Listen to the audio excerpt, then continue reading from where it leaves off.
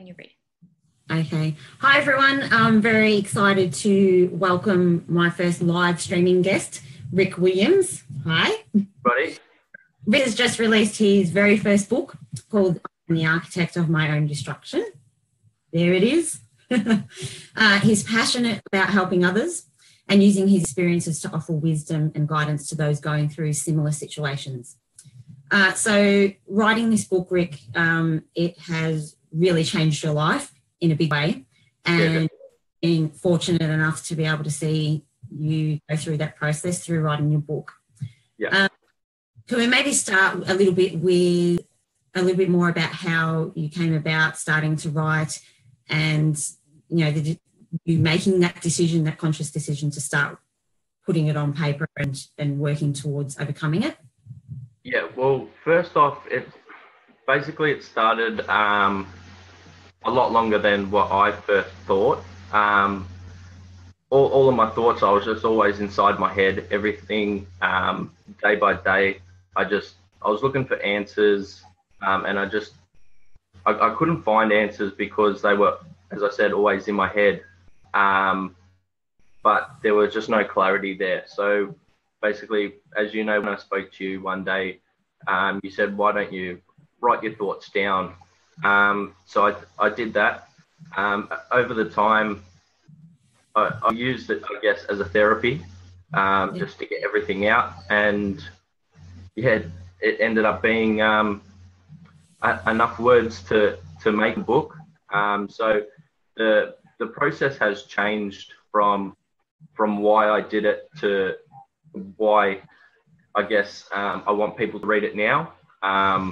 At the start, as I said, it was just a therapy, but now I want to help to get my story out there, and show that there is people that are willing to talk about their issues, and hopefully people can relate to it and obviously get something out of it.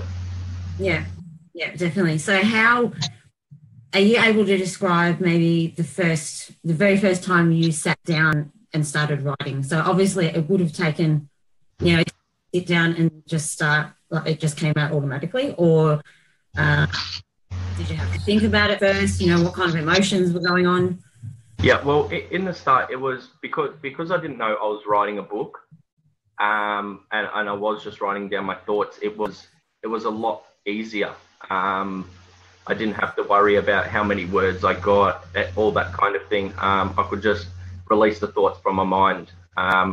So to your question, yeah, it was easier at the start, because I didn't have to think about it. Everything just came out.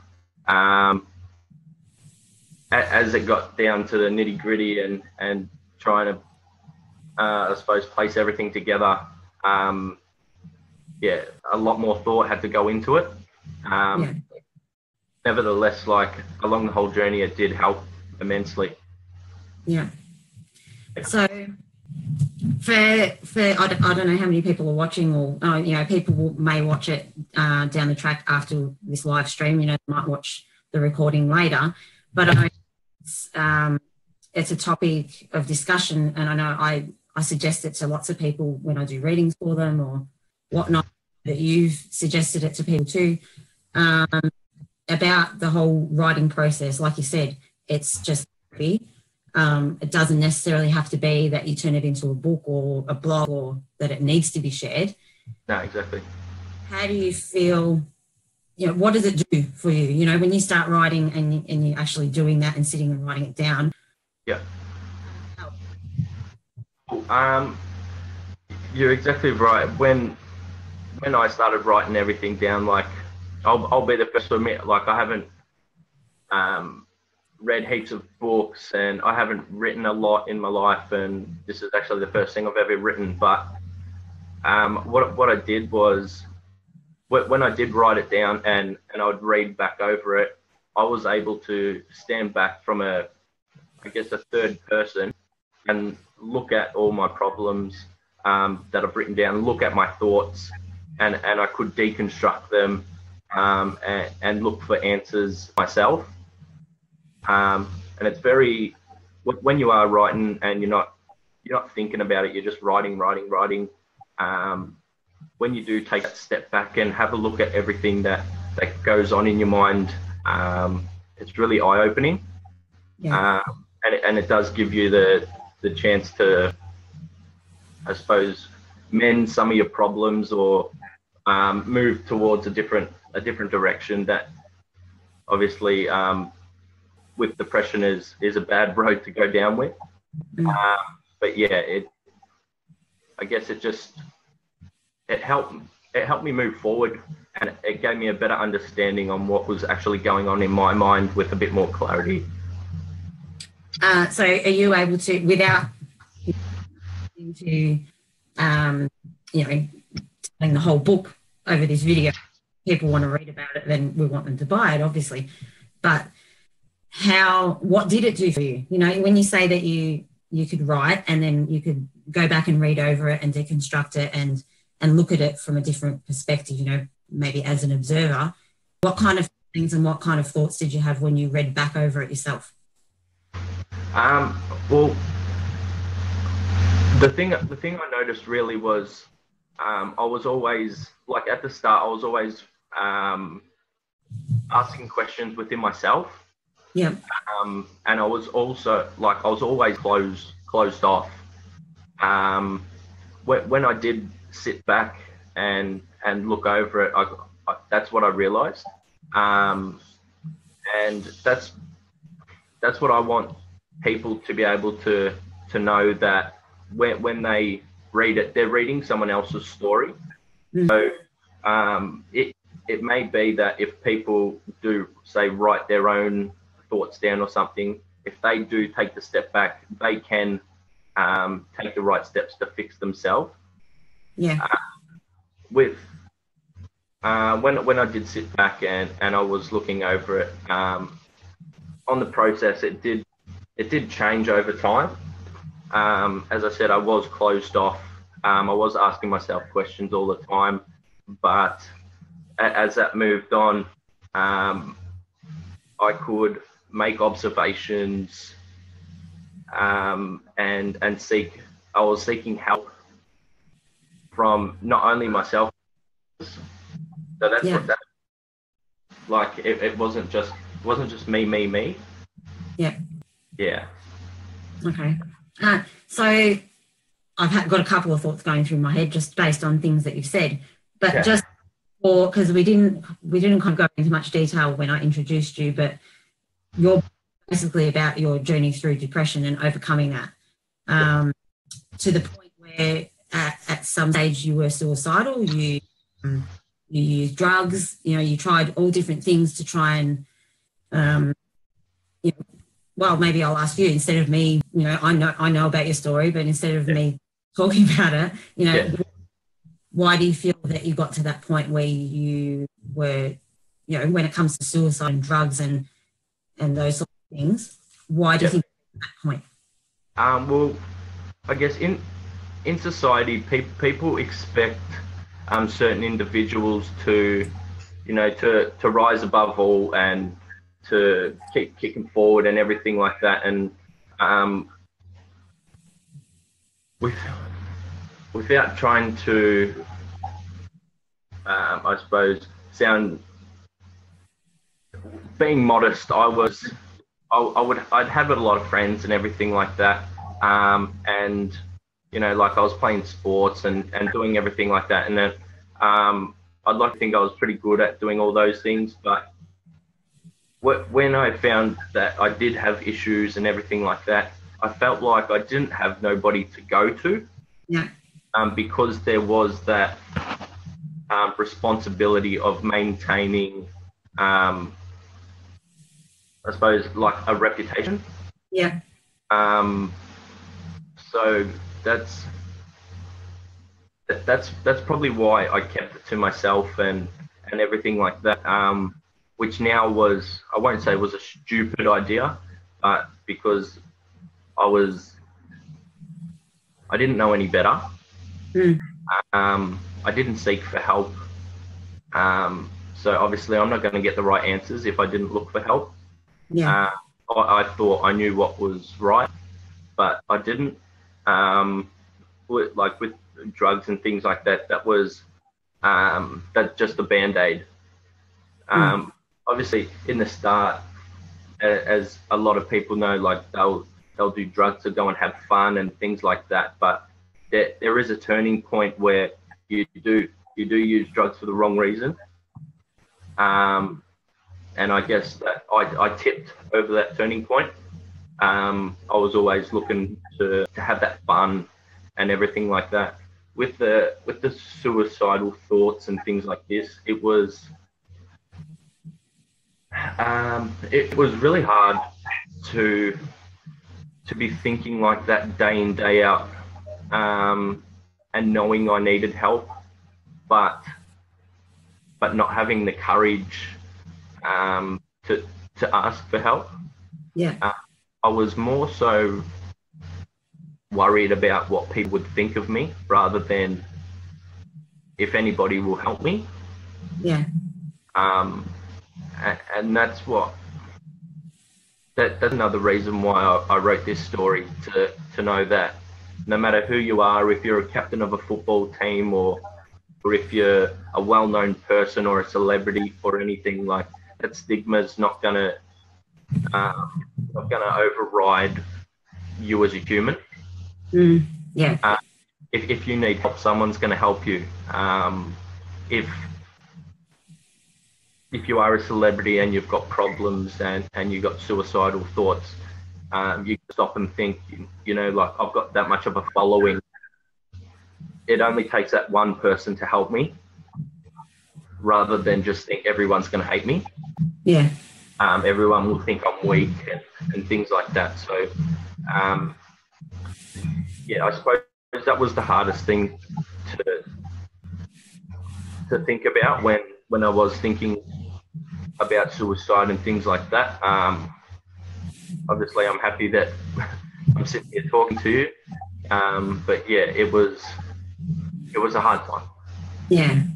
Yeah, absolutely. And the thing is, and I've said this to you too, is that having thoughts when you're depressed, I've been in it as well, not to the point of having suicidal thoughts. I admit I haven't been to that point, nor have I used drugs, but the things that people might do, they, for a while there, I was at a point when I was depressed and having anxiety where all I did was go out every weekend and I was careless and, it sounds really bad, but I'd go and pick up and not give a shit about what the repercussions would be or whether I was being safe or, all that sort of stuff. So there's lots of different things that people do in that state. You're just trying to numb it or you're trying to block it out and, like you said, maintain that facade that I'm strong, all that sort of stuff. But what I'm getting at is that it's, and I think you found this out too, that when you express your emotions and when you open up, whether it's through writing or whether it's through talking, whatever it is, that is so much more of a sign of strength than bottling it all up and pretending that everything's okay. It's not well, is it? No, definitely. Vulnerability, I find it, is a strength. To show that you are vulnerable to people and are willing to seek help from people is strength. That there's nothing strong in hiding all your thoughts, because you really only lose who you are. You can't be yourself, and you're basically just you're lying to yourself, because people will come in and out of your life and everything, and if you can't be you, that person isn't liking who you are, because you're not the real you. So yeah, vulnerability is underestimated in this life. Definitely. As I said, it is a sign of strength, and if people can realize that, it's a good tool to have. Absolutely. Yeah, and that was spot on. And I'm so going to capture what you just said. There's a part of that you just said that I'm capturing and turning it into a quote and putting it everywhere, because that was freaking awesome. Just saying. So then, the title of your book, I'm the Architect of My Own Destruction. Yeah. I think sum that up. But can you tell a bit about how you came up with that title? Yeah. Well, over time, when I was doing a bit of tattooing and things like this, and I was looking for quotes and everything, and I've actually a long time ago I tattooed it on my leg, and I suppose that it just gives me a reminder that I run my own race. I can basically, as it sounds, I am the architect of my own destruction. I am the reason why I am where I am. Yeah. Obviously people have influenced me and everything, but if it takes my strength and my will and my hope to take the path that is designed for me, if I be careless and if I don't care about authority and I don't care about consequences, I'm going to end up with destruction. And that's where I led. But I was able to change my path in writing this book. So yeah, that's basically the meaning of it. So yeah, it's on my leg and I hold it close to me all the time. And it's a good reminder to where I've been and where I'm going. Yep. Another thing I just wanted to touch on is, and again, I don't want to give away the whole book, but the fact that you've done this in quite a short time. When I look at my own experience through depression and other people's experience through similar things, it can take a long time. You've done this quite quickly, not too quickly. It's not like you've just gone bang, I'm better, and like you're not naive enough for that. But you've also done it without, and a lot of people think, oh no, well that's not possible. Based on what society believes, based on their own beliefs, that if you're going to overcome mental illness or you're going to heal yourself, that you need one of a couple of things, one, medication, or regular interaction with psychologists or counsellors or something like that. You haven't used either of those? No medication, no counselling? Well, no professional counselling anyway. So what are your thoughts on that? Well, I suppose when it comes, every person's different, and I understand that more than anybody. Some people can't find, I guess, the strength within or within themselves to feel like they can overcome issues if they don't go seek professional help or have medication or anything. For me, I knew that I had a good support network, a good foundation around me, that if I was to take a risk of trying to get better without taking tablets or anything, I knew that I had my family to bounce back on. So I guess that was comforting in that aspect. But in the way of like medication and stuff, I guess what I tried to do is train my brain into thinking why I needed medication, what the medication is going to do for me, and where I'm going to end up. And I tried to change my thought process and act as if I had actually taken the tablets. So what do you mean by that? Just so, because I know also we've had this discussion before, but for people watching, what do you mean by that? The medication, you thought about what the medication could do for you, and you're trying to implement that without it. So what do you mean by that? Yeah, so when somebody takes medication, I was thinking, so what's that going to do for them?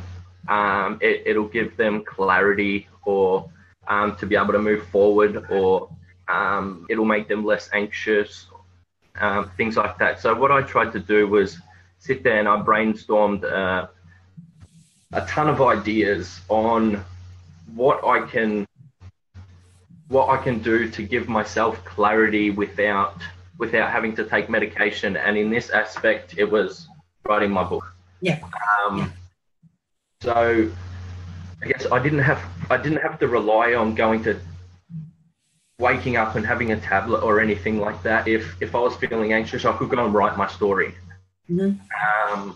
And over time, like, I knew that I needed to write less and less, but I had more and more to say. So I was in catch-22, really. But yeah, that's what I tried to do, I guess. And I understand not everybody can do that. Yeah. And I do feel fortunate enough that I was able to be one of the lucky ones, I guess, to break free of the darkness, so to speak. With I guess psychologists and things like that, I guess I do agree with them, and I encourage everybody to go and speak to a psychologist if you've got an issue or if you don't, because they're trained professionals and they do know what they're talking about. They ask indirect questions, direct questions, and they really get you thinking different than what you usually do, which is obviously going to break the cycle that you need to. But for me, I guess I felt like I was able to manipulate psychologists into asking easy questions. Yeah. So I could always, and I could always answer them, and there was no real challenge in that. So I knew I was only cheating myself. Yeah. So that's why I felt I had to fix myself and nobody else could fix me. Yeah.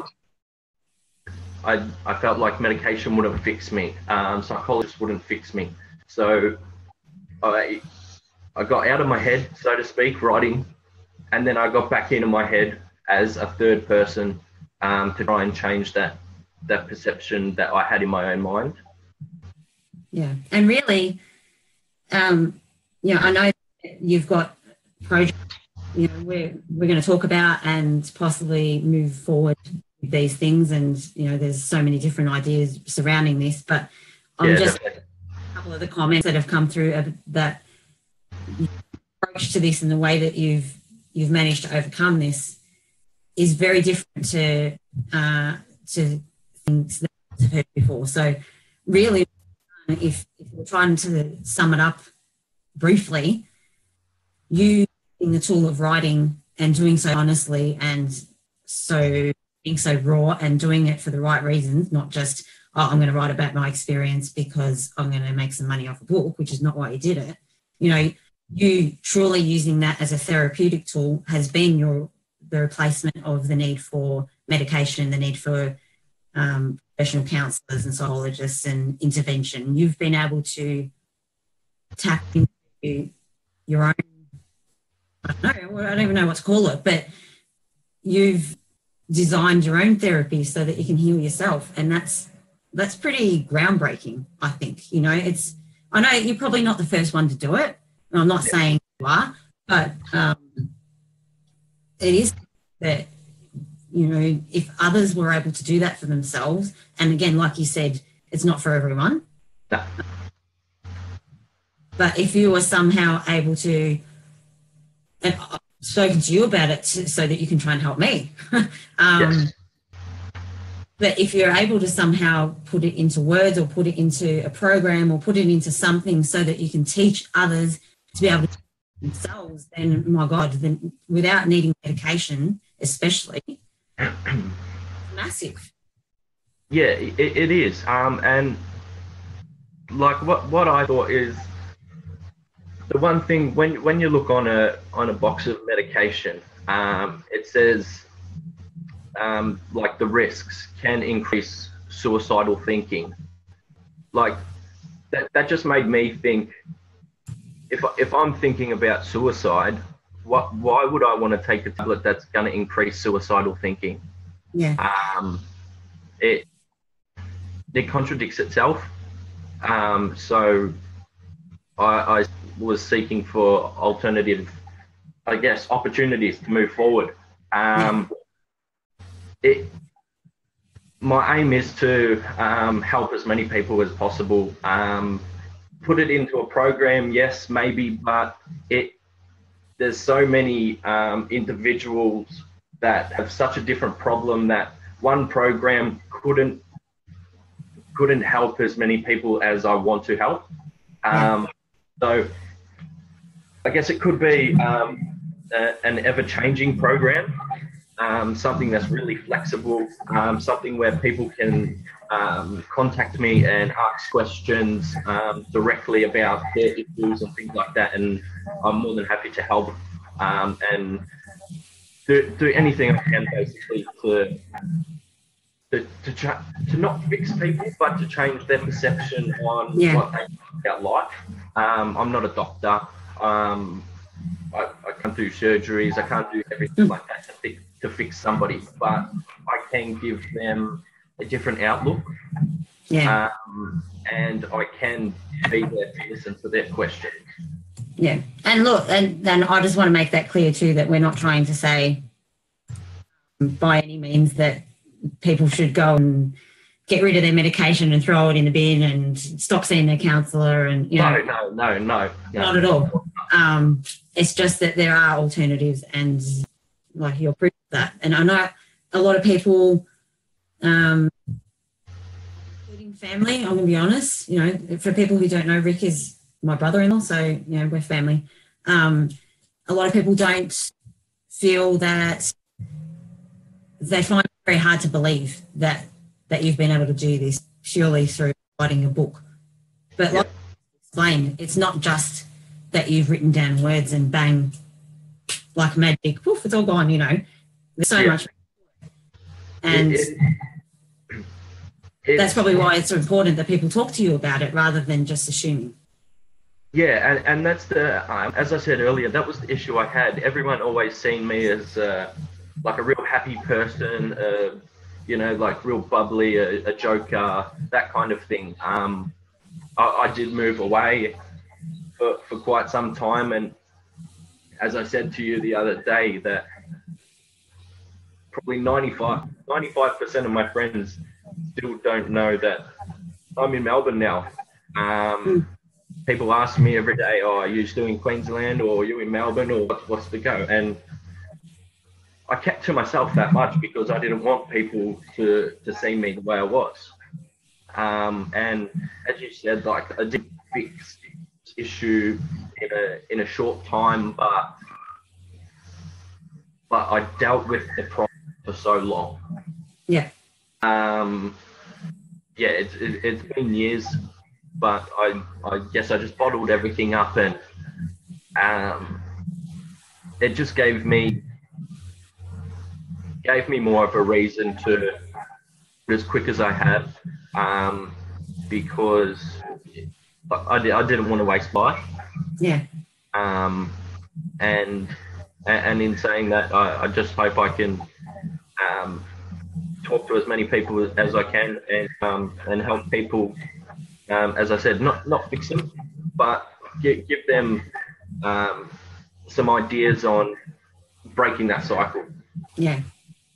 And that's you know, like you say about fixing people, you know, it's the thing is, and I think I've said this to you before as well, is that you're not broken. You know, you weren't broken. No, I was lost. Yeah. So you can't fix people, and I think you said as well that you can't fix something that's not broken.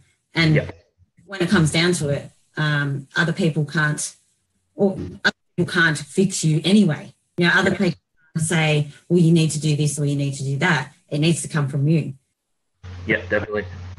There's no point, you know, you mentioned in your book about people giving you the answers. Actually, that's something that I'd like, you know, if you want to. I know it's giving away a little bit of the book too, but you mentioned about people trying to give you the solutions give you all the answers for how you can move forward and how you can fix this and how you can overcome depression, giving you the working out.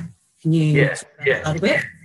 Yeah. So what I meant by that is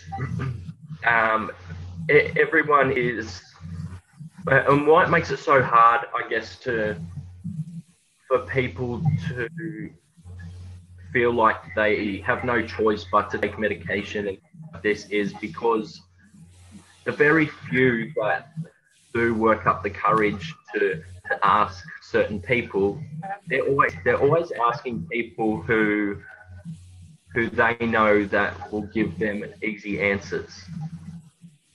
But to be totally honest, you need to ask people that aren't going to talk shit. Yeah. You need to ask people that are going to tell you how it is and take you out of your comfort zone. If you ask someone to, why do I have depression? I need you to help me. And someone says, do this, you got to do this, you got to do this, you got to do this. That's not helping you. They need to make you understand why you're feeling what you're feeling, and why you're doing what you're doing. You got to truly understand a problem before you try and fix one. As I did say in my book, like we're all, how do I say it? We're all conditioned to finding answers, but no one ever is capable of finding out the answers. They're not capable of finding out the problem solving. Yeah. So the in between part where you described it well. If you in school, if you're sitting in the classroom, you always have to show the working out, not just always have to show working out. Yeah. But as we get older, people are just, I guess you can say some people get mentally lazy. Yeah. That I just want the answers without doing the hard work, without the nitty-gritty of understanding why. Yeah, absolutely. That's what I want to do. I want to help people with the nitty-gritty. I want them to understand why they have made the choices that they have, and how that's not going to help, whatever it may be, like taking drugs, for example. That's, if somebody says, I do drugs and it helps me, that's a crock of shit. Yeah. I know that's not true. It's only a band-aid for something a lot more deeper. So what we need to do globally, I guess, is find the working out before we get the answers. Absolutely. Bloody hell. Yeah. That's pretty full on. Do you understand how profound that is? Yeah, I do, but there's no other way about it. Is black and white, really. If you want to get to destination, if you're at A and you want to get to B, you have to do the traveling before you get there. You can't just go, hang on there. Yeah. You got to figure it out first before you fix yourself. Yeah. Otherwise, you're just going to end up, and I'm sure you've experienced, and it's similar to if I give people guidance in readings and things like that. They just want the easy answer, or they want the end solution. But if they're not going deeper and they're not getting to the core of the matter, then you're just going to find yourself in the same situation over and over again, whether it's around and around down the track. Yeah. Yeah, definitely. Yeah. So do you feel that, on a spiritual note, because I know that you think that way, even though you haven't really mentioned it much, do you feel that going through this experience of letting yourself hit rock bottom, because that's, I believe, where this all started with you writing the book, because I did a reading for you and I told you that you had to hit rock bottom before you could start finding your way out.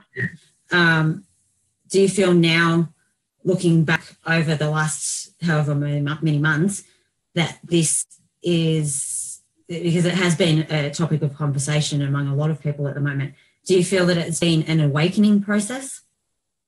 Yeah, definitely. It helped me to realise who I was completely.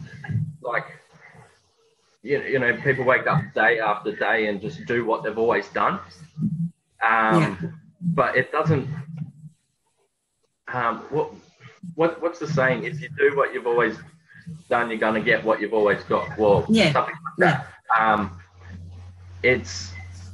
It has, I guess, awoken me a lot, and that was just a step that I guess I had to take a different avenue to break that cycle. But I remember when we did that reading, you said to me, you know, like, why don't you write your thoughts down and things like that? And that's basically where it all started from. And it's just, I guess, snowballed on from there and kept going and going. But yeah, to your question, yes, it definitely has awoken thoughts and feelings I never knew I had. Say to me, you have to hit rock bottom, and as we discussed, if that's rock bottom, I was about here, and I didn't have the driving force to push up because I had nothing beneath my feet. When I did hit rock bottom, I was able to bounce up and push through all my issues and move forward. Yeah. So I'm just mindful of time. I'm not sure how long we've been going for because I just want to allow for questions, if any. I'm just going to have a quick look through the chat box. 15 minutes left we've got, so we might see if there's any questions. I know that Michelle has sent us through some, so I'm just going to have a quick look and see. Yeah, no worries.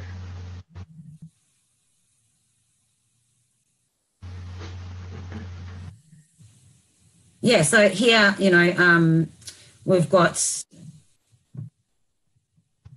I've lost it now.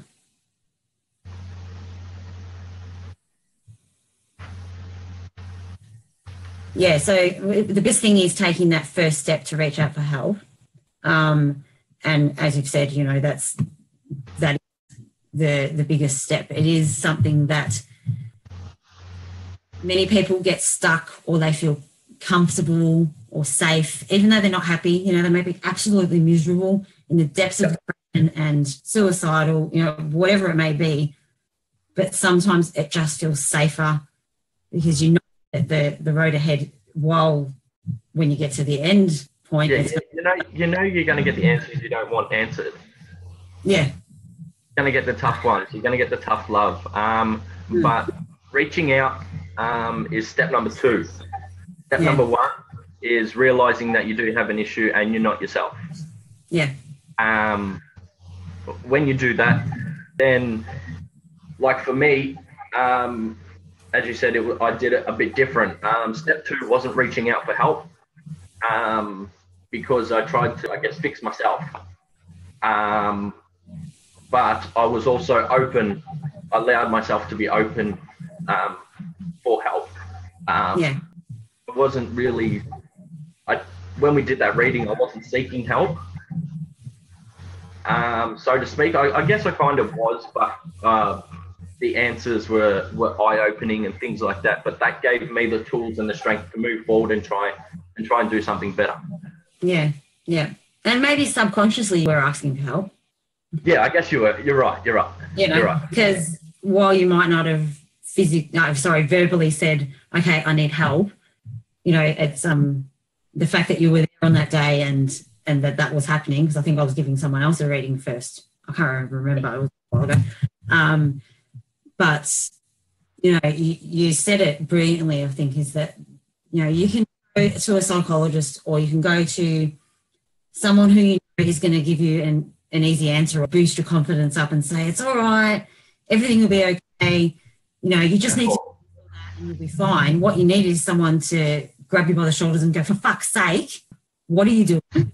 Slap you across the face a bit and say, you made your own path. Yeah. You got to consequences, and until you do, now we've frozen up. Hang on. you're gonna take everything for granted. So I've missed that because the computer was freezing. I missed what you just said. Okay, can you say that again? I missed it because the computer froze up. Yeah. So basically, what I said is, you don't want a pep talk.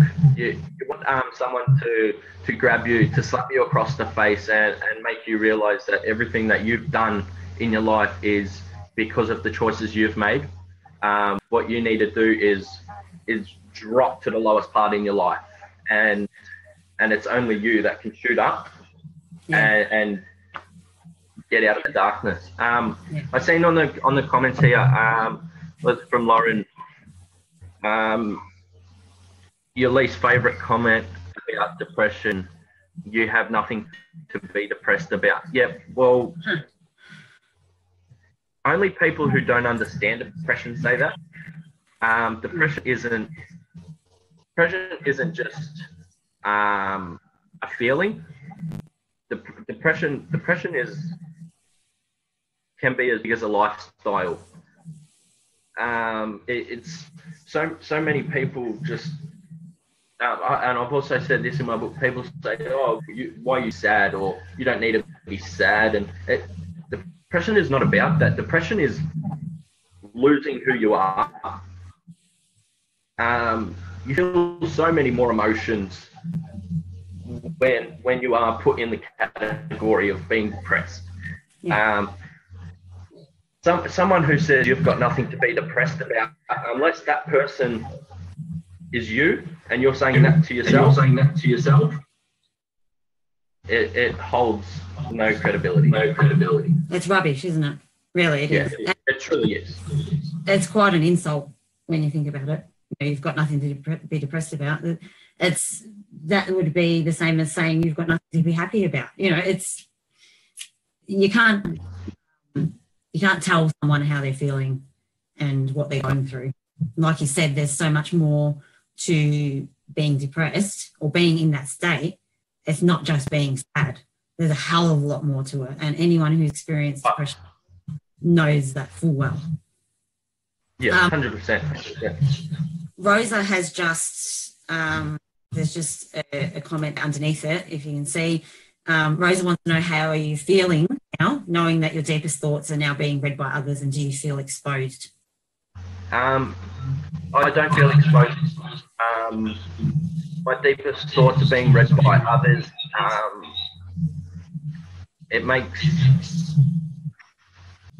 I like the fact that others are reading my thoughts, because my aim is to help others and let them know it's a weight off my shoulders. I'm not walking around carrying this baggage of depression, of hating myself, of feeling insignificant, of not living up to other people's expectations. Every single day now, I know I can wake up and I can just live my life who I am, and not have to worry about what other people might think of me, because they know everything that goes on in my mind. So, sorry, I'm just reading comments. Okay, is the sound okay now? Was it a little bit loud, was it? Okay. Yeah. Okay, I'm just going to check if there's any other questions. I could hear myself. What? Could hear myself. It's weird. Oh, sorry. Okay. All right. I'm just going to have a quick look through the... because I think we've got less than 10 minutes left, so...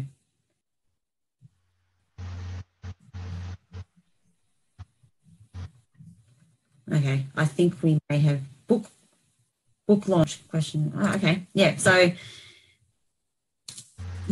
already has, so we only received them yesterday, the day before yesterday. 2 days ago. 2 days ago. We bought a bulk lot of your books, the first print run. Already gone. So we need to order some more. So that just goes to show how many people are supporting you and how many people want to read your story. Yeah, it's good. It's really good because obviously, as I said, it allows me to be true to myself now. I don't have to hold on to anything. And if I can help just one person, like, job done. Yeah. Like, I feel blessed that I've had the opportunity to be able to do this. It's been awesome. But let's make it bigger. Let's make it more, and let's push forward to try and help as many people as possible. Yeah, absolutely. So someone has asked about a book launch. When and what are you thinking for your book launch? We're hoping to have it in June, 17th or 18th, thereabouts. It's during Men's Health Week. So we will post all the details for the book launch as soon as we've got a venue booked and everything. But 100%, hopefully I should say, 90% it's going to be in June 17th, 18th. But yeah, just go onto Facebook, find the details on White Light or on my page, and don't miss out. We'll have all the details there. Yeah, beautiful. And we are ordering some more books that we'll have early next week. So the orders are still coming in really quick. So just quickly, because there's no other questions, I don't think, before you can do a little bit of a spiel on your book, what's next for you? Going from here, what's next? Any more books, any more projects, anything like that? Well, yes, of course, there will be more projects, more books and everything like that. I guess my priority at the moment is to help to get my story out there and try and entice as many people as possible to jump on the bandwagon and try and change this stigma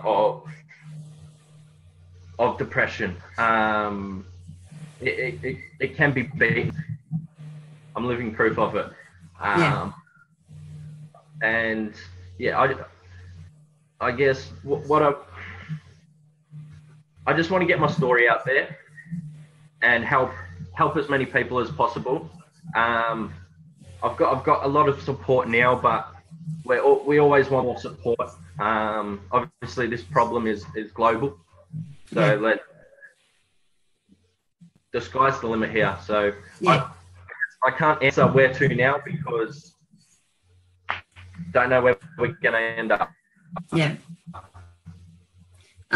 Maybe your where to now is meeting your idol. Can you just tell us quickly who your idol is? Because I'm sure there's lots of other people who want to meet this person too, including me. Yeah. So recently I've been watching a lot of Tony Robbins, and the things that this man talks about in a way that he does is second to none. The way he can the way if he talks with a 6-minute video, but he doesn't have 6-minute videos. He has hour videos. He has seminars that go for 5 days, 50 hours. But everything is just so captivating every time he talks. And he's such a humanitarian. He's a big gentle giant, really. The man's 6'7", and he wouldn't hurt a fly. He just helped the whole world. And like me, he's come out of a dark place and decided to make his demons into the best things that he holds close to him in his life. So definitely Tony Robbins. Love him. Yeah. Do you want to do it?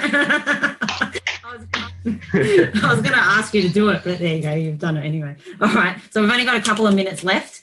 Yep. You've got your book next to you, and tell everyone where you can get it.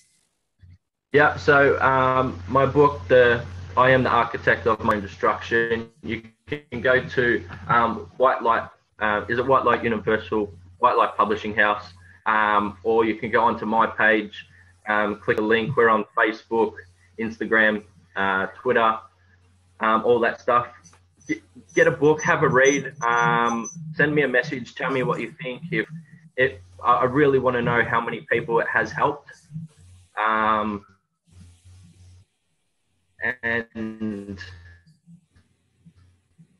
then we can go from there. It's go. But so encourage people to get in contact with you after they've read. As many people on the journey with. Yeah, definitely. Contact me. Let me know what you thought about my story, and if you've got your own stories to share, I'd love to hear them, and give people as much, I suppose, clarity and options as possible. Beautiful, awesome. All right, so I think yes. Okay, yeah, I can. All right. So if anyone wants to speak to me, so I work with Rick. Yes, he's my brother-in-law, but also works with him to help him publish his book. So if anyone would like to chat to me about today's conversation, or if they're interested in writing their own story, whether it's to share articles or blogs on our website, we're happy to do that for free because we love sharing other people's stories. Or if you're interested in writing your own book or being part of something, then definitely you can get into contact with me either through White Light Publishing on Facebook, or White Light for the Soul I also run as well. So I do readings if you want a reading like Rick's, where you can start your life again. And I don't sugarcoat anything. My readings are no bullshit. I'll tell you how it is, as I'm sure you can agree. So yeah, if you want to be in contact with me, no worries. I'll pop my details in the comments as well as Rick, so that you can get in contact with either of us. Lovely. Beautiful. Thank you, Rick. It's awesome. No problem. Thanks for having me. Thanks for everyone. Thank you, everyone who's watching. And yeah, let's do something about this. Yes, absolutely. And for anyone we've missed in the comments, and if you're watching later and you pop some comments in, then by all means, we'll both come back on throughout the day and answer as many questions as we can. Agreed? All right. Awesome. Thank you. Goodbye, everyone. Bye.